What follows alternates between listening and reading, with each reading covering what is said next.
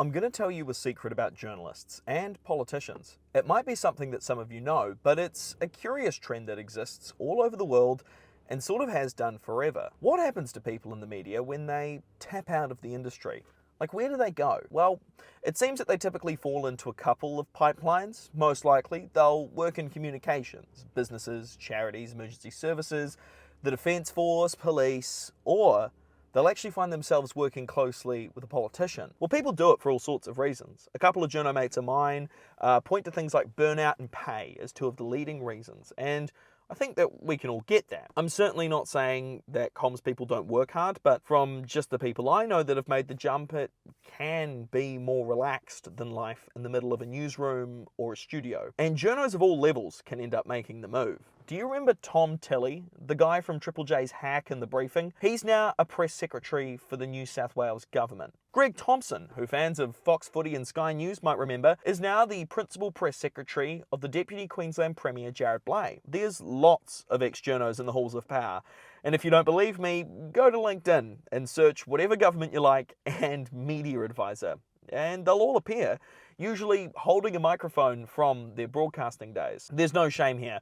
I don't blame any of them for getting the bag, especially when you're on the average journo's wage. Don't let Kyle and Jackie O's grossly large paychecks fool you. Most people working in the media aren't making stupid money. Some also end up going into politics, like Maxine McHugh, the former ABC journalist who took John Howard's seat. Last year, Guardian Australia's political editor Catherine Murphy went to go work for Albanese. Prime Ministers, Tony Abbott, Malcolm Turnbull, going back a bit further, John Curtin, are all ex-journos. Crikey assembled a big list back in 2007. And the current Queensland Premier, David Crisafulli, was a journalist up in Townsville, which included a stint at a local radio station as a newsreader, which by a funny coincidence is the exact same job I had before this one. And yesterday, Cheek Media co-founder Hannah Ferguson, who adamantly claims that she's not a journalist nor an influencer, but a media commentator, has announced that she'll be running for the Senate in New South Wales. The pipeline between journalism and politics is more direct than you might have thought.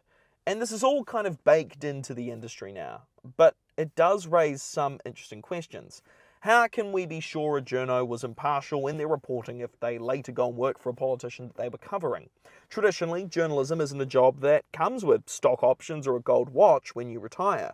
Newsrooms are shrinking, local papers are collapsing, commercial radio is laying off more and more people. It's no wonder that some journos eventually take stability and a paycheck over a job where you're not paid much, people yell at you in the comments, and sometimes when you tell people you meet what you do, they immediately put up a guard.